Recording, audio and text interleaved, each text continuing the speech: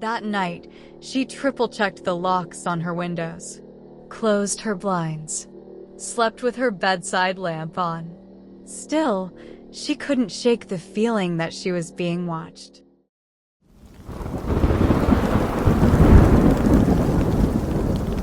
Hello, and welcome to Fearfull Wickedness. I am your host, the storyteller. We hope you enjoy tonight's tale. Please remember to like, subscribe, and comment. It started with a smile and a camera. Christy was walking home from her evening shift at the bookstore, hoodie pulled tight against the chill of October. The sun had already dipped below the skyline, and the streetlights flickered to life in a sickly yellow rhythm. She was halfway down Elmwood when the man approached her. "Hey, sorry to bother you," he said, holding a small GoPro mounted on a handheld grip and a cheap microphone in the other hand. "I have a show on YouTube, and I'm doing a short series interviewing locals about their lives, real people, real stories. Would you mind if I asked you a couple questions?" He was average in the kind of way you forget. Brown coat, beanie, maybe late 30s, clean-shaven. The only thing off was the way he didn't blink. Not once. Christy hesitated. Her mom had drilled the whole stranger danger slogan into her since childhood, and normally she would have made up an excuse and walked away. But the guy's tone was friendly, and she was feeling a little bold. Besides, she remembered that Hawk Tua girl who'd gone viral for saying one ridiculous line into a mic and ended up famous. Millions of views, interviews, memes. Couldn't hurt to say a few words, right? "I guess," she said. "My name's Christy." The man smiled. Perfect. He asked harmless questions at first. "What do you do? What's something you love about your city? Where are some great hangouts? Have you ever wanted to be famous?" She laughed a little, joking about working retail and being too shy for the internet. Then the questions turned. "Do you live alone? What time do you usually get home? What scares you most?" Christy shifted, her smile faltering. "Okay, this is starting to get weird. It's just for the channel," he said. Raw emotion gets clicks. She took a step back. "Yeah, no thanks. I'm done." "Thanks for your time," he said, and though his mouth smiled, his eyes didn't. That night, she dreamed of a red light blinking in the dark attached to a camera watching her while she slept. The next morning, she shook off the feeling. Maybe it had just been a creepy encounter. Those weren't exactly uncommon. She didn't even think to call the cops. What would she say? "A guy with a GoPro that asked me some questions gave me the creeps." A couple of weeks went by. Christy had a feeling that she just couldn't shake. She kept going back to her encounter with the guy on the street. Her friends said she was just paranoid. But then she saw the flyer. A missing girl.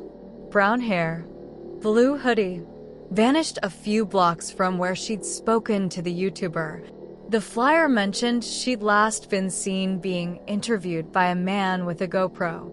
Christy's blood ran cold. That night, she triple-checked the locks on her windows, closed her blinds, slept with her bedside lamp on. Still, she couldn't shake the feeling that she was being watched. The next day, the messages started. At first, they were normal. "Hey Christy, thanks for the interview. You were great. Then, you looked beautiful when you got nervous." It's my favorite part of the footage.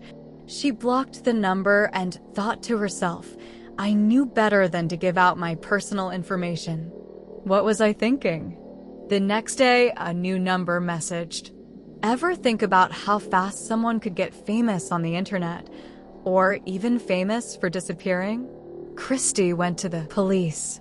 She showed them the texts, told them about the guy. "Could be a prank," the officer said, not even glancing up from his desk. "He didn't touch you, right?" "No," she said. "But another girl's missing." "We'll look into it," the officer said. Look, I know that by law you have to at least follow up on my complaint. Title 39, Article 3 states that harassment is conduct directed toward a victim that includes repeated or continuing unconsented contact, and he is doing exactly that. Yes, ma'am, but it also states that any contact with another person that is initiated or continued without that person's consent, that the contact be avoided or discontinued. And you gave him your number. You also told him where you work. Is that correct? Christy was taken back.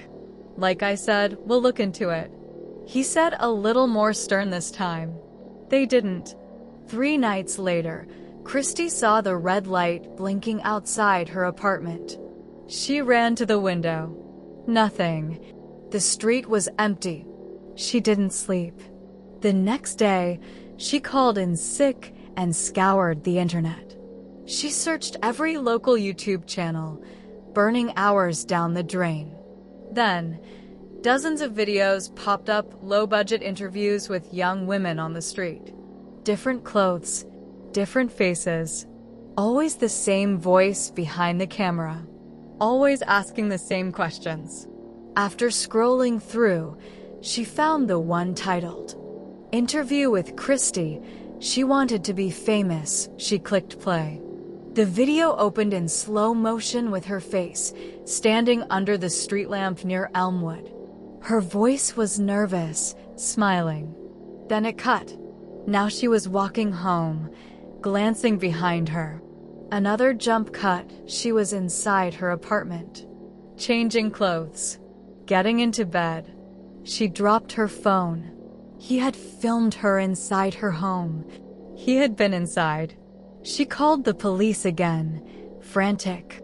An officer came by and took down a report, but could do nothing to ease her mind in the moment. Christy packed a bag. She was going to her best friend Lisa's place. She didn't care if she sounded insane. When she opened the door to leave, a small box sat on her doormat.